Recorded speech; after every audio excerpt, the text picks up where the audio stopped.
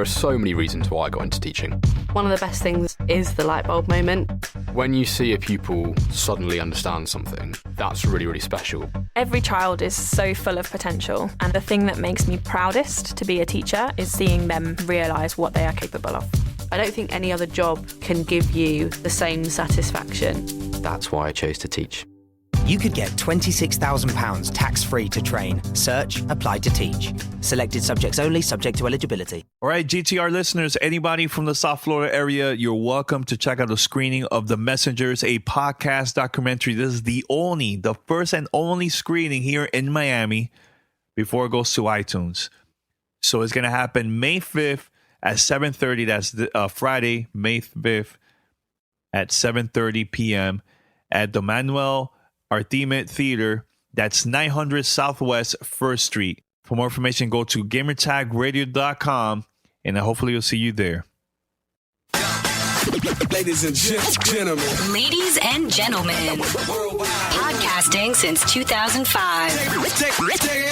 You're listening to Gamertag Radio. With your host, podcaster Hall of Famer Danny Pena, the always opinionated Paris Lilly, and from outside of the norm, Peter Toledo. This is Gamertag Radio. Here we go.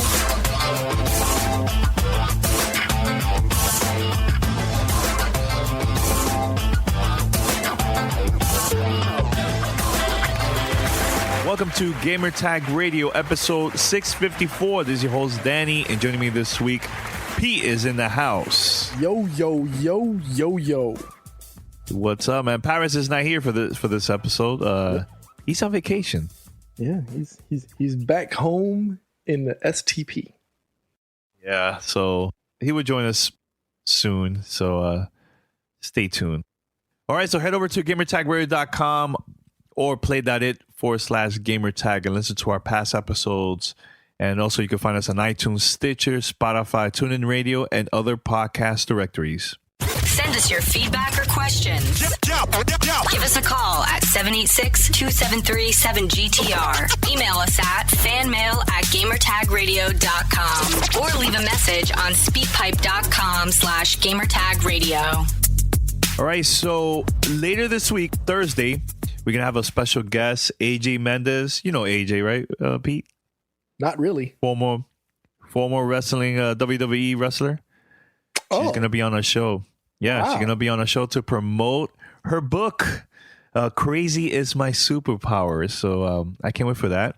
So she's no longer wrestling? She's out of wrestling? No, she's been out for a very long time. Really? Yeah, very long time. Interesting. Yeah. Well, then again, I don't follow wrestling like you and Paris do, so it's I guess that's different. But wow, that should be a dope show. Yeah, I'm excited. And plus, I have a couple of listeners that I invited personally. Like, hey, send some emails to see if they can ask some questions for AJ. So we have a couple questions from the fans. So that's pretty cool. I'm gonna start doing that more in the future. Like when we interview somebody pretty big, invite the community. Let them be part of the conversation, right? I think that's pretty cool. That'll be awesome. Yeah, I think she was at C2E2 this past week, promoting the book as well. So interesting. Oh, cool. And she's a huge gamer too. Huge video gamer. That's so dope. Yeah, can't wait for the conversation. So yeah, that interview is coming out this Thursday. Also, we're gonna have another interview, but I'm gonna not mention who it is because I'm still working on that. But that's hopefully sometime next week. Stay tuned on that too. Pete, E3 is coming up. Before we start with our Fanmail stuff, yeah, are you excited? You're pumped, or what? Because E3 is just a month away, and I think now for the whole month of May, we should start doing our Miss Lear predictions like last year. Because that was a very popular segment when we did that last year. I agree. I'd love to do. We got to figure that out. We'll work on that offline for the coming weeks. But I think I think we have enough time to start maybe doing one, maybe every show or every other show. Like, what are we most looking forward to from, let's say, Bethesda, or what are we most looking for from, I don't know, maybe Telltale, something like that, right? Yeah. I think it's about time to start getting back into that rhythm of hyping up E3. I can't wait. I'm getting I stoked can't for the wait. actual event. You know, I'm usually the last one to get stoked. Because I'm that's always been me. I'm always, you know, wait until it's right upon us before we start getting hyped and excited. But I don't know. I think this E3 is going to be a little more different than the previous ones, and I can't wait. Now, what is it that you're most excited about, you think? I mean, I it's the big elephant in the room. It's Scorpio. Everybody wants to know more. They still haven't had that event, so my prediction is still holding strong. Still holding. Yes, that is true. That is true. But yeah, looking forward to finally getting a full unveil and reveal from the folks at Microsoft. See what Phil and Aaron and everybody else has up their sleeve. Is it just hardware? We want games, obviously. You know, that's going to be the bigger kicker for what Microsoft is trying to do with Project Scorpio. So obviously we want to see what they've got up their sleeves. I want to see what Sony has as a reaction. Right? So, yeah, you know, I as agree. opposed to just trying to focus on the big green, I want to see what Big Blue is doing in the background. You know, what is going to be their response to Scorpio? Obviously, PlayStation 4 Pro has been out in the wild. It's been a success, right? It's doing what it was designed, but what does Sony now have in store? Besides games, because obviously that's been the big thing for 2016 and 2017 games, right? So what do they have in store as a reaction? Want to see more from Nintendo? See what do they have in store? What other games other than what have been announced? I mean, for the most part, the big ticket items are what has me excited for what Nintendo can do with Switch. Obviously, I got to meet up with you earlier in the week, got to try my hand at actually physically holding one because apparently you can't find one in stores. I have some news about that. Ooh, interesting. Yes, yes. So yeah, I mean, got my chance to play. Was it Mario Kart 8 before anybody? You know, before most of the other me, Mr. Non-Nintendo, actually got the chance to play it before a lot of people. So that was pretty cool. So I want to see what else they have, because for me, it's not the ARMS and stuff like that. It's more the big ticket items. I want to see what the new Mario Galaxy is going to look like. You know, obviously Mario Kart was really cool. I want to see what Splatoon is all about. You know, things like that. Those are Nintendo titles that appeal more to me. I'm not so much for the smaller indie games, because they just don't appeal to me. So that's what I love. That's what I'm looking forward to most. Well, I've been reading that Best Buy is going to have a new stock of Nintendo Switch this week. I believe either Thursday or Friday. That's going to be in the stores and stuff. So, and also Nintendo Classics is going to be available, I think, Monday. I thought they stopped production and sales of that. They stopped production, but they're still sending out like a shipments to like different retailers. And once that shipment is done, that's it, no more. But Nintendo Switch this Thursday, Friday, is going to be available at Best Buy, so make sure to go over there if you want one. Man, I got to tell you this, Pete. I've been playing a lot of the, Nintendo Switch, of course, because of Mario Kart and everything. But I love how Nintendo has been like releasing games not only weekly but twice a week. Mm-hmm. Twice a week, there's a lot more indie games, and the big games like once a month. I think I mean it was very, very smart for them to release Mario Kart a month after Zelda, and now it's ARMS, and then after that I know there's Minecraft coming up, and then Splatoon 2, that one's like a big one for the summer. Mm-hmm. And I think, yeah, of course, Mario Odyssey, that's going to be a big one for the holidays. But what's going to happen from August all the way to November? What about that? So we're probably going to see more games, that's going to get announced during E3, which that honestly, I'm very, very excited about that. And I think a lot of people are sleeping on the sales of Nintendo when it comes to their new console all the way to the holiday season. Right now, everybody's concentrating a lot about Sony and Scorpio and everything. And actually, Pete, Pro has been very successful, but at the end of the day, the Slim has been selling way more than the Pro, of course, because of the price. So I think there's going to be the same thing with Xbox One S. It's going to sell more than Scorpio. You know, this is the cheaper console. People are going to go after that, you know. So, but we'll see at E3. I'm very excited. I love the whole press conference and announcements and everything. Surprises too, which I'm very excited. So hopefully next month we could do this whole Miss Leo prediction again. That was a lot of fun last year, and we're going to do it again one more time. All right, so it's time for fan mail. Fan mail at gamertagradio.com. All right, so we have a couple questions here and also voicemail. So this is the first one from Michael. Hey, Gamertag, I'm finally caught up. Just listened to your latest episode so I can finally email you guys my questions about current video games and content. Michael, thanks a lot, man. In the words of Paris, so here's the thing. You guys have talked a lot about the fact that Sony has all these exclusive games and Microsoft doesn't. Do you think it's possible that developers are waiting to see the general public reaction to the Scorpio before time and effort into the kind of game Scorpio is meant to play? Microsoft had a rough start in 2013 with the Xbox One, which is partly due to lack of games, but the console's internal problems played a major role. Could developers simply be waiting to see if Microsoft can deliver on the internal specs of the Scorpio? It's so close to being a next-gen console, and that might be making them hesitant. Michael, thanks a lot for the question. I think that the reason why Microsoft was having a lot of problems back in 2013, it wasn't because of the games. I think it was more about the price, the communication to the consumers, of course, about Connect. And it was like a combination of a whole bunch of stuff. But they never, personally, I think Microsoft was doing pretty good when it comes to the games for a while. And it's just now this kind of like a huge question mark. What's going on, you know, with that, with the exclusive new IPs? Are we going to see new games that's going to get announced that's coming out this year during E3? That's the big question. Yes, Scorpio is the most powerful console out there, which got P and Paris very excited. But people like me that don't care much about the hardware and the specs, I want to know where's the games. That's what I want to know.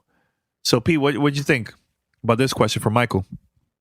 First off, thanks again, Michael, for writing in.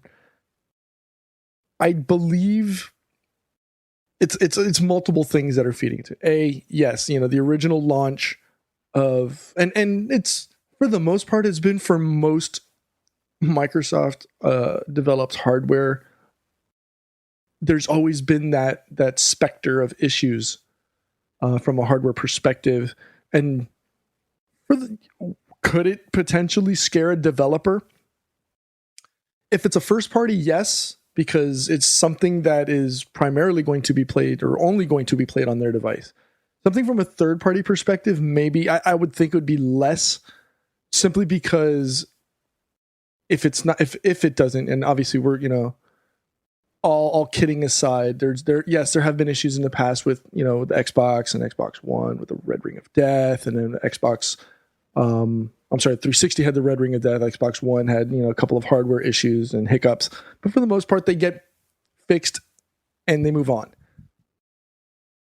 With something along the lines of Scorpio, I think because Microsoft has been holding it so close to their vest, I think they may have only been, and again, this is what I'm thinking. I could be completely wrong. Who knows? I'm just some guy that talks on the internet.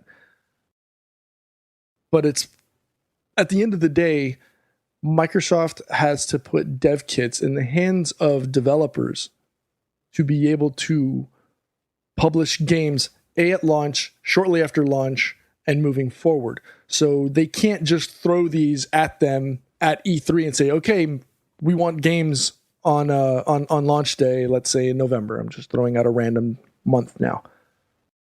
So the concept and early dev builds have been in the hands of developers, so they have an idea as to how to do it. Now, coming from a technical perspective, my curiosity plays in the part where, because I'm an IT director in my day job, are developers doing these off of virtual machines, right?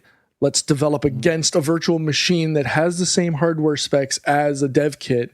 You don't have to physically ship me one. I'll just download it from a Microsoft link and run it virtually and then see if it works like that. If that's the case, fantastic. Makes life easier. You don't have to worry about it. You don't have to worry about shipping stuff and whatnot, it getting lost in the mail, and then some guy in Oklahoma has a dev kit, a year earlier, whatever. But do I think it makes, these type of potential issues a problem? Again, no, because the hardware is for the most part similar to what people are doing on a gaming PC anyways, right? So I don't think there's going to be as much difficulty developing for Scorpio as people would have originally thought, because it's using AMD parts, which people and players and gamers already have at hand. They can use something similar. The graphics card is essentially a modified or a custom RX 480. Again, something you can buy off the shelf.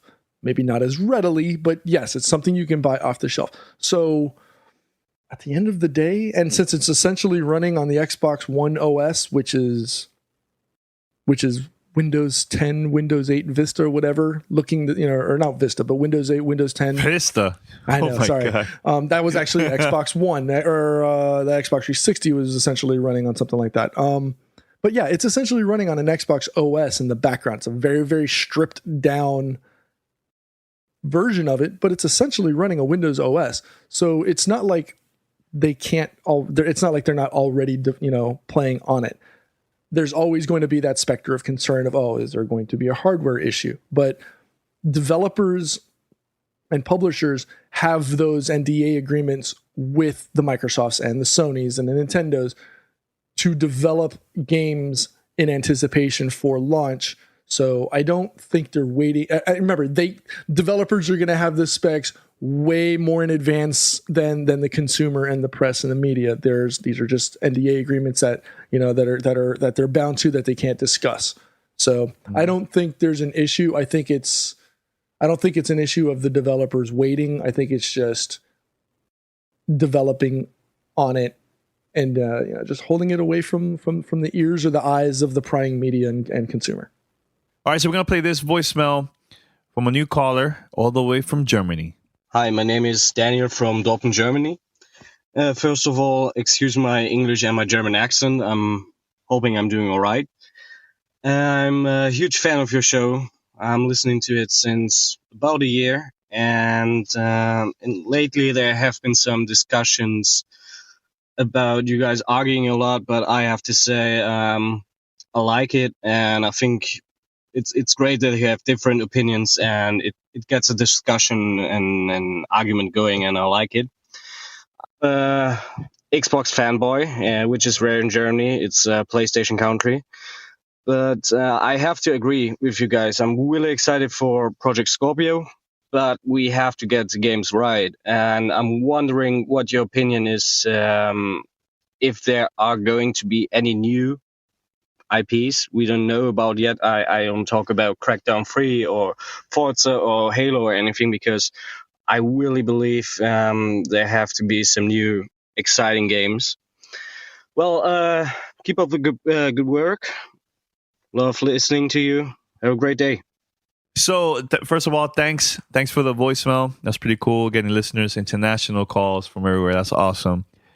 So he's excited about Xbox Scorpio, and of course, his country is all about PlayStation, So, but he wants to know: do you think there's going to be any new IPs that's going to get announced during E3? And we talked about this a few minutes ago, but I personally think yes. The question is, what type of new IPs? What games? What is it going to be? A platform? Is it going to be a platform? Is it going to be fighting games, or what? Or action, first-person shooters? What? I'm just super curious about that. So, Pete, do you think Microsoft is going to announce new IPs, because they have in the past many times, like Quantum Break?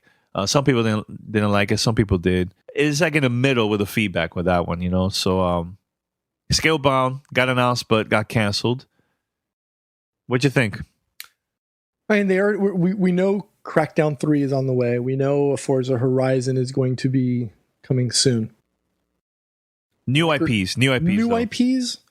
I think Yes. that's what's being held close to the vest right now. I think that's what Phil is going to potentially drop.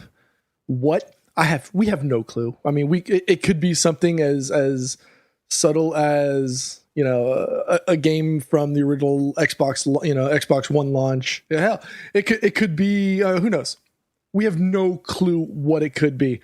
In an ideal world, yeah, we'll see 3 new IPs announced and hopefully at or around launch.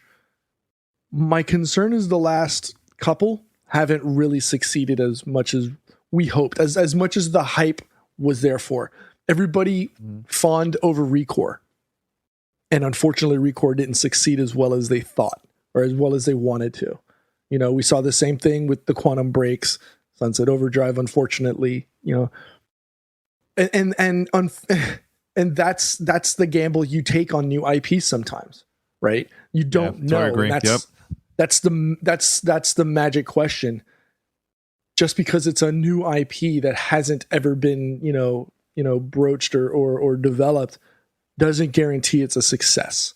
And that's I don't know what magic or what black sorcery that Sony's been doing, and they've been able to do it with the Horizon Zero Dawns and as going back a couple over the last couple of years, the Last of Us and Uncharted's titles like that have been uber successes for Sony, because they're internally developed or AAA titles, or have become the AAA title for them. Does Microsoft have the ability to find them? Absolutely. Do developers want to do a game in a third part or a first party perspective? Yes and no, because yes, you get the cachet of being the exclusive title, but you also limit your sales potential. So obviously that's a business negotiation that's done behind closed doors. We all want new IPs. We all want new games, but not all new games translate into success stories. And in the best of worlds, every new IP is a success, but got to be realistic sometimes. The ideas don't transform as well from thought to game. And that's the trick. That's the lottery ticket, that you hope to win. Is it the golden ticket from Willy Wonka's, or is it just a regular ticket and try again later? This one is from Dion. With my tax refund, I've decided to upgrade to a 4K TV and also get a PS4 Pro. I now play on the Xbox One S, but I can get a lot of the older PS4 exclusives for just under $15. So I figured it's a nice time to get a PS4. With E3 just around the corner, do you think I should wait in case of a price drop or new bundles? Thanks for the great shows.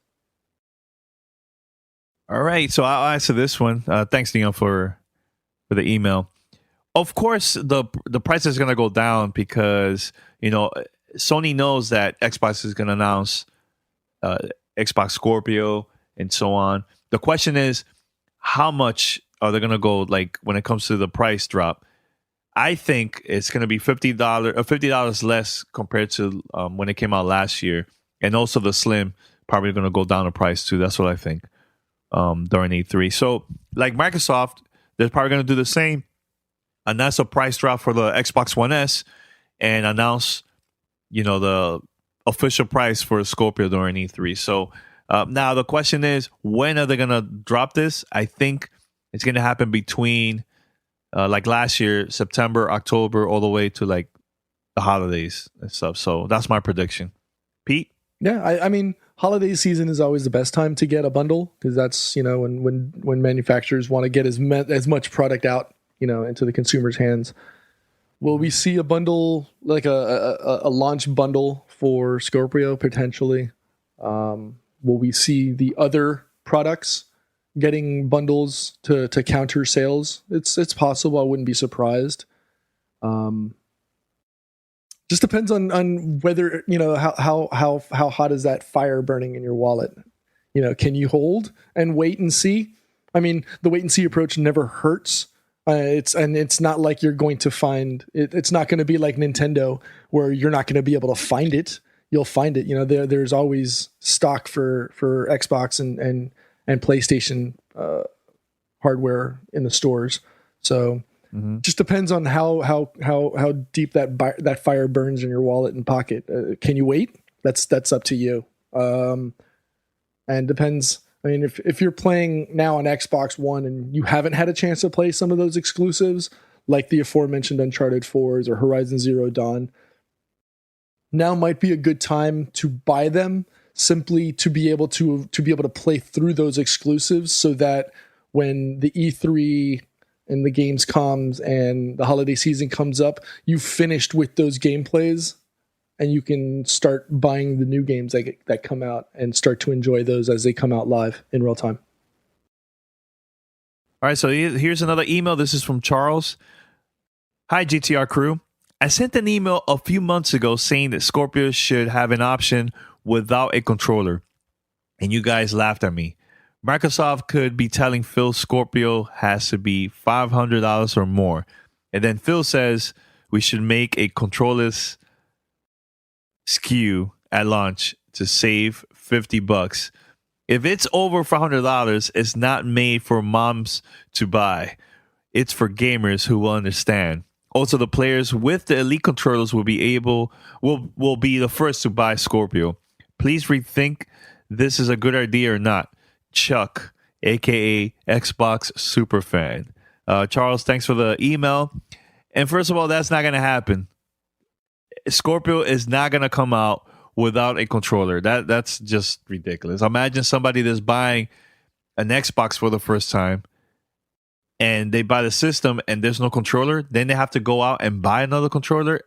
I think marketing wise is just crazy if Microsoft plans to do this. I don't see that happening. Pete, your thoughts? I agree. I think it's ridiculous. I think it's the wrong message to send to consumers that, hey, here's a device and a purported all-in-one go home plug and play. Oh, but when you go to buy it, you have to also buy this, and then you gotta, if you're gonna be on Xbox Live, then you got to pay for that.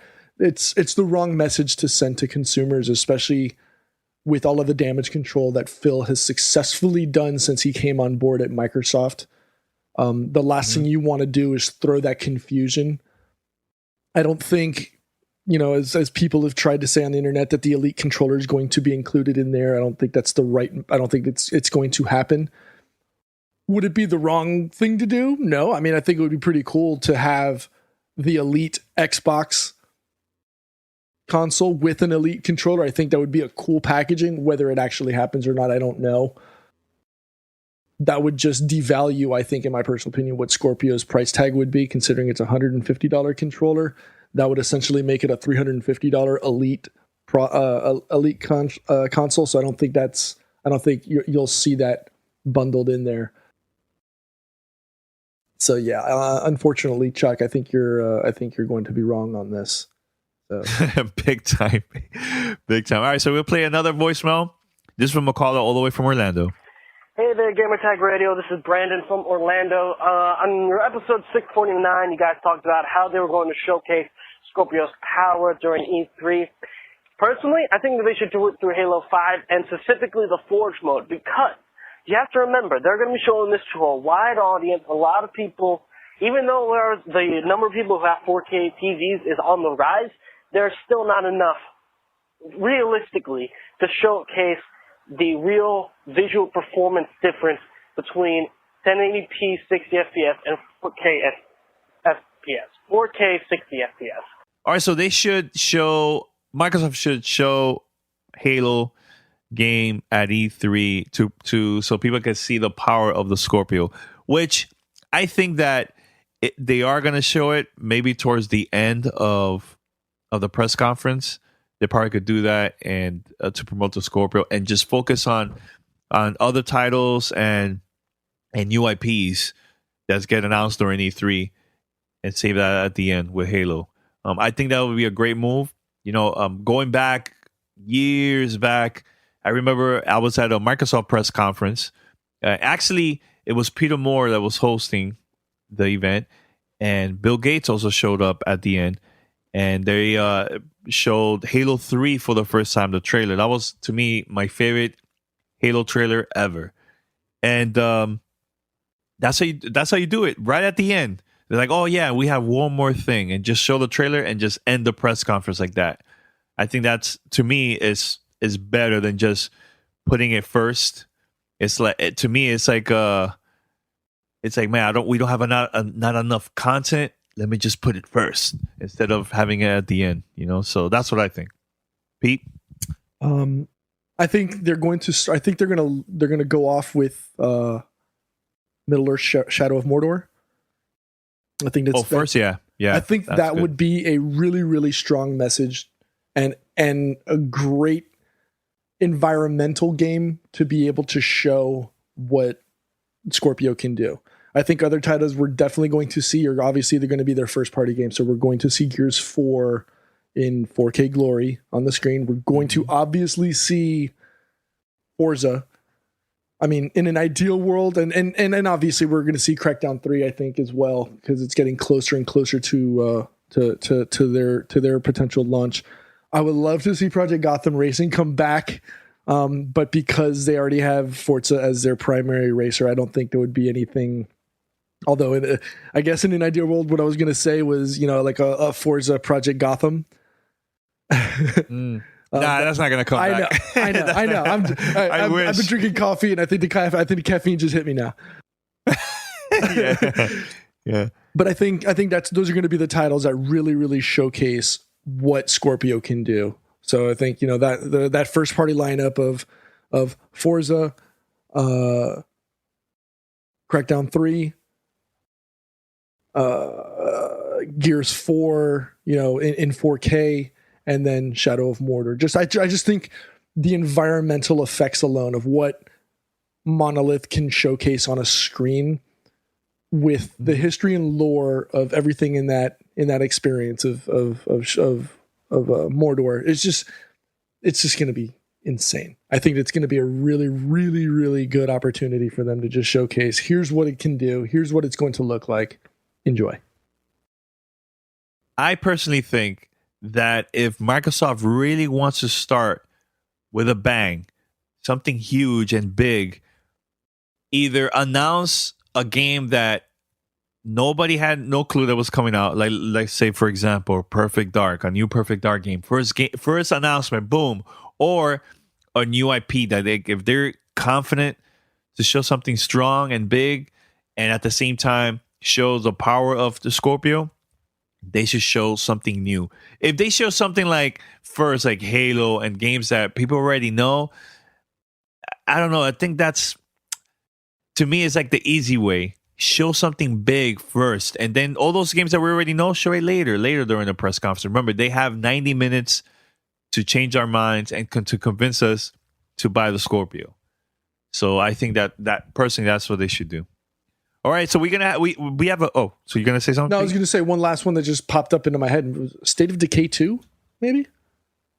That's a good one. That already come but out? Not first. No, not yet. It's coming out later this year. But as a first game.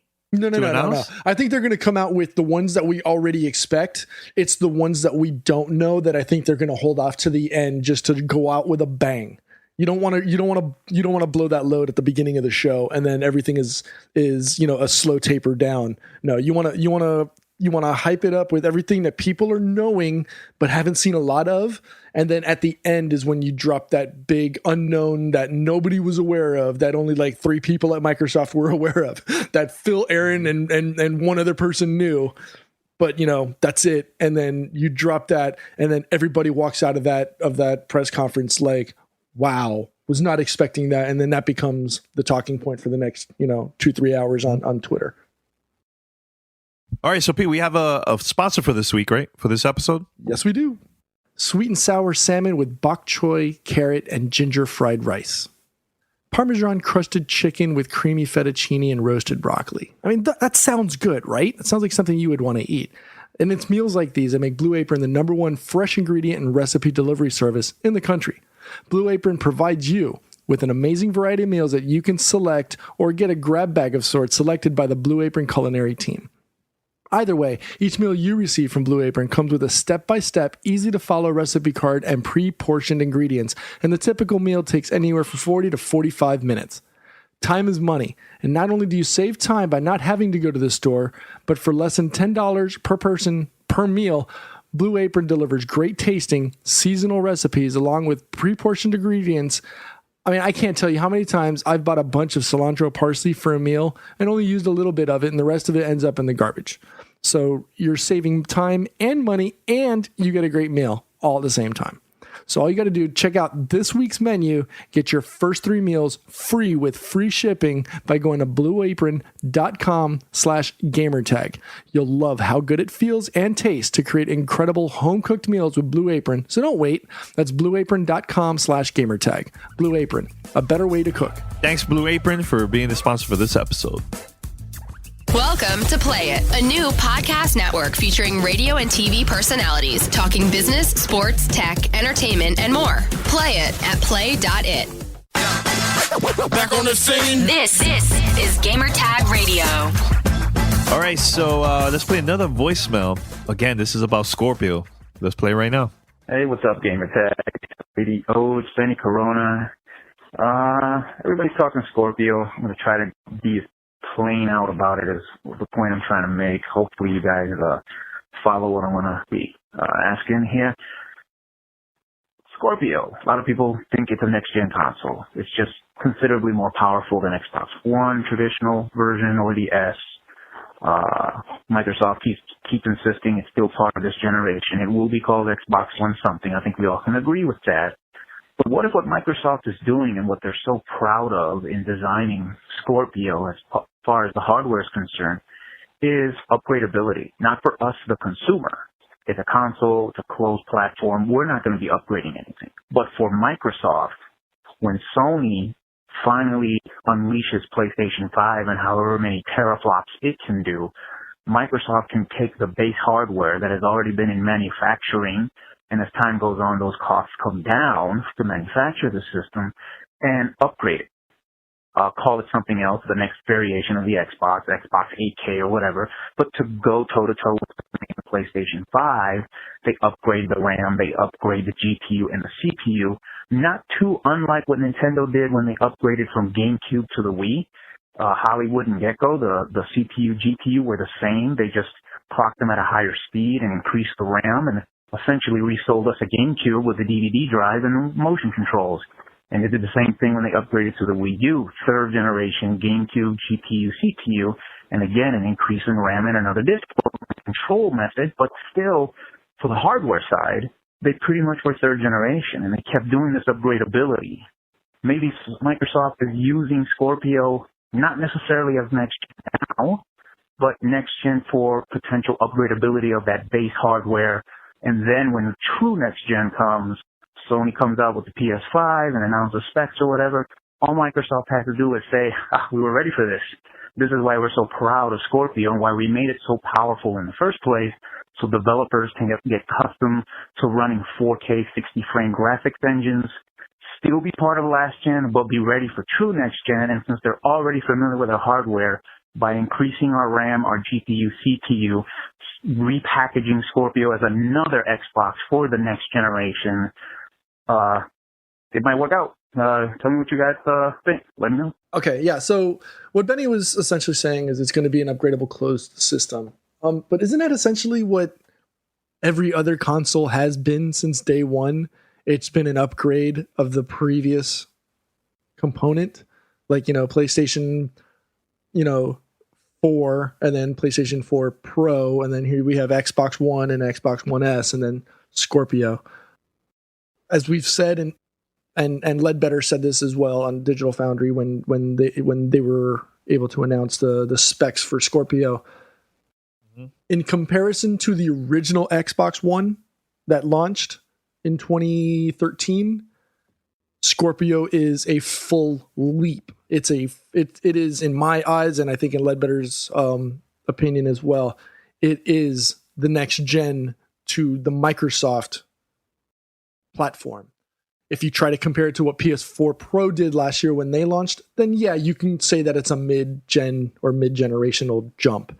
I disagree with what Benny is saying, in my personal opinion, simply because what Microsoft did with Scorpio is unlike what they did with the original Xbox One. In Xbox One, they were thinking 2 years back. So when it was up on the drawing board, we're talking 2011 specs, hardware specs. And then they eventually launched with those same 2011 hardware specs in 2013. So when they came to market, they were already behind from a hardware power performance perspective. Whereas now with Scorpio, they're taking 2017 hardware specs. While yes, this may have been in the design phase for the last couple of years, we're talking 2017 specs releasing in 2017. So you're not coming out of the gate already underpowered.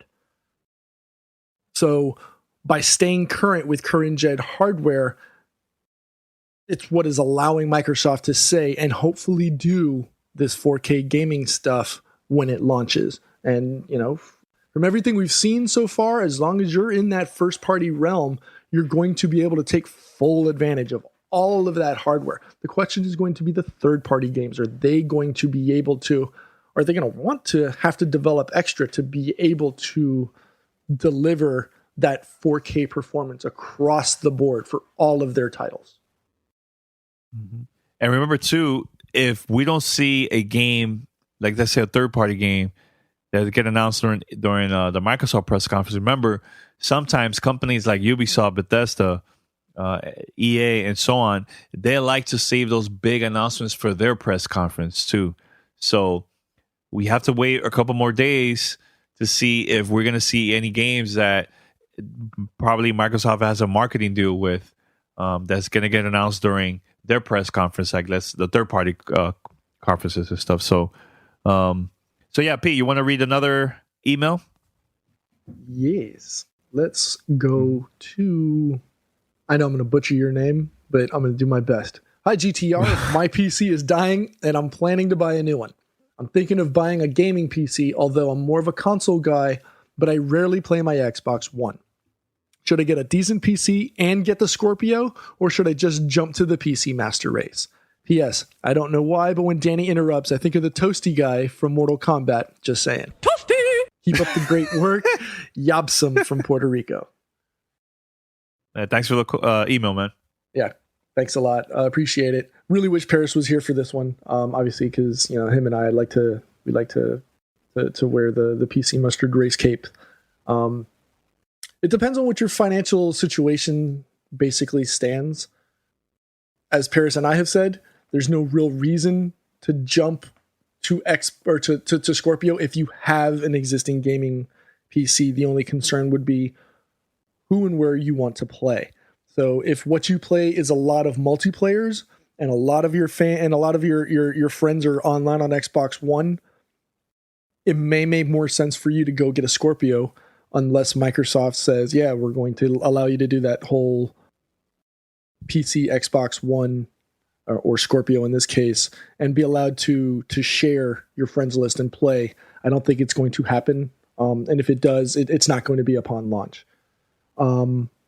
If you don't care and you just want to make that full leap, gaming PC is going to be where it's at. Now, you're not going to get a gaming PC for the cost of what we think Scorpio is going to be. And until Phil actually says those numbers, whether it be at an event prior to it leaks or what have you, granted, there was an alleged leak that came out earlier this week in Europe saying that it was going to be about 400 pounds. So if it is $400 US, it's going to be sketchy. But again, rumor, speculation, advertising and marketing leaks, aside, until it comes out of the mouth of Phil Spencer or somebody that, with an @Microsoft.com email address at work. I think, price discussions are a moot point almost at this point. Again, it's depends on how much you want to spend and what kind of, and what gaming environment you like. If you prefer playing on console, and where you're going to spend a majority of the time is on a console, then just get a console. It just whatever's going to fit you the best. Me, I'm blessed enough to be able to enjoy all of them. So it doesn't matter if I'm on PC, I can jump on Xbox, and like I was doing this weekend, had a chance to play the new Ghost Recon Wildlands DLC with my friends. I can jump on PC and play, or if I want to play on Destiny, I can jump on and play on Greatness with Khalif and in Paris and everybody else. So it just depends on where you think or where you plan on spending the most amount of your time. If it's going to be on console, then wait for Scorpio. If it's going to be if you want to jump on PC and do that, jump on PC. The choice is yours. Wow, did I just pulled the Black Sheep reference out? the choice. The choice is yours. All right. Choice is yours. So we're gonna go the next topic, Pete, because this is a big one that's coming out. This happening this week is the reveal trailer of the new Call of Duty game, and we've been talking about this now for a couple of weeks. So it's official. They're taking it back old school. World War II? Yep. Yeah, that it's funny. Somebody posted a picture of the comparison of, I think it was Brother in Arms, the original cover from like 2007 or something like that, and the World War II logo, and they look exactly the same. The same exact. Wow. Yeah. Oh my God. But as Paris likes to call it, the GOAT of multiplayer. I'm not yet. I want to see more. I want to see gameplay. I want to see what it's all about. I don't know. I skipped out on the last Call of Duty, which is the first thing that's the first time that's happened since Call of Duty. God, I can't even remember. I want to go back to 2007 was the last time I skipped out. Was 2000. I don't know. That's how long it is. I can't even remember. We're talking 10 plus years back was the last time I skipped out on a Call of Duty title. And then obviously for Infinite Warfare, I skipped out. I don't know. I want to see more. I can't just go off of cover art and a logo to determine that. My question to you is, I mean, you've always been a fan of Sledgehammer games. Mm-hmm. Did you get to play their last Call of Duty game? Was that Advanced Warfare? Was it? I can't remember. Oh yeah, it was Advanced Warfare. That was in 2014. Yes, I want to say I did. And which got like positive reviews. It wasn't that bad. It was. Yeah, it wasn't horrible. It was great, great reviews. It wasn't like I spent a lot of time on it. Like I played it, and obviously Modern Warfare 3 was their game before that. And if you really want to go back, that's all been Glenn Schofield, who originally was behind Dead Space. Mm-hmm. So I have an affinity for what Glenn is and what his teams can do, and obviously now that he's opened up his own shop at Sledgehammer and and dropping Modern Warfare 3 and then Advanced Warfighter. Advanced Warfighter just was kind of, in my personal opinion, the decline of just the whole Call of Duty space, and I think that might have been where that tailspin for me personally on being the Call of Duty fanboy started happening. Obviously, nobody wants to see failure. Everybody wants to only have successes. And if you follow along to any of the people like Gary Vaynerchuk, Gary VAK, on the internet, you'll quickly learn it's really, really hard to be a success. A lot of times there's a lot of failure that builds you up before you get to the success. And sometimes titles like Call of Duty need that drop.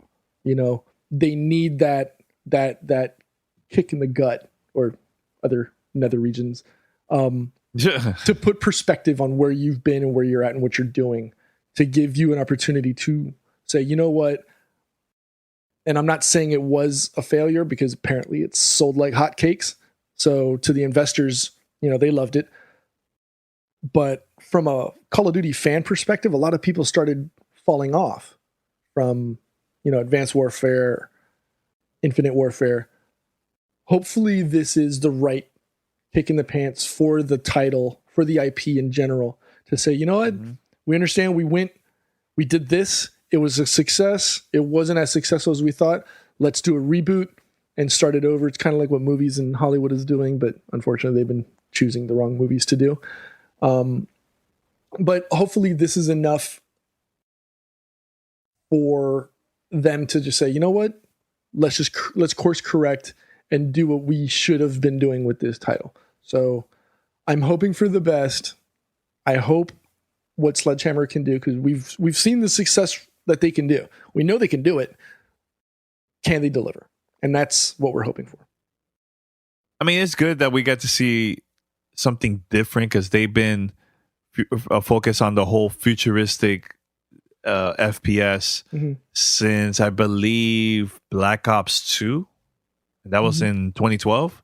Yep. So I think this is good. This is a good change, man. Take it back to its roots. And hopefully this will get people hype and excited about the game, and they'll go back and play Call of Duty one more time, man. So we'll see. We'll see what happens. So yeah, they're gonna have a live stream this Wednesday. So make sure for more detail, go to the Call of Duty official website, and you get all the 411. So it's this Wednesday, April 26th. All right, so we're going to wrap it up. Thanks, everybody, for sending us questions and voicemails, emails, all that stuff. So keep it up. Continue sending us emails. And next month, of course, we're going to start doing the whole Miss Leo predictions. Every episode, we're going to have a new prediction. The first one, we could start maybe the big three, you think, P? Or we could start with the third-party companies. I mean, it's up to you guys. It's up to you in Paris. I don't mind. Let's think about it. Let's surprise the listener, and we'll go from there. All right, we'll do that. All right, so head over to gamertagradio.com or play.it/gamertag. Listen to our past episodes, and you could find us on iTunes, Spotify, Stitcher, TuneIn Radio, and other podcast directories. Send us your feedback or questions. Give us a call at 786-273-7GTR. Email us at fanmail@gamertagradio.com or leave a message on speakpipe.com/gamertagradio. This Thursday, we're going to have an interview with AJ Mendez. Stay tuned. She's going to be promoting her book, Crazy is My Superpower. And it's going to be a very interesting interview. I can't wait for that. And P, anything else before we wrap it up? That's about it, man. All right, until next time, we're out. Peace. Thanks for listening to Gamertag Radio. Be sure to like us on Facebook and follow us on Twitter.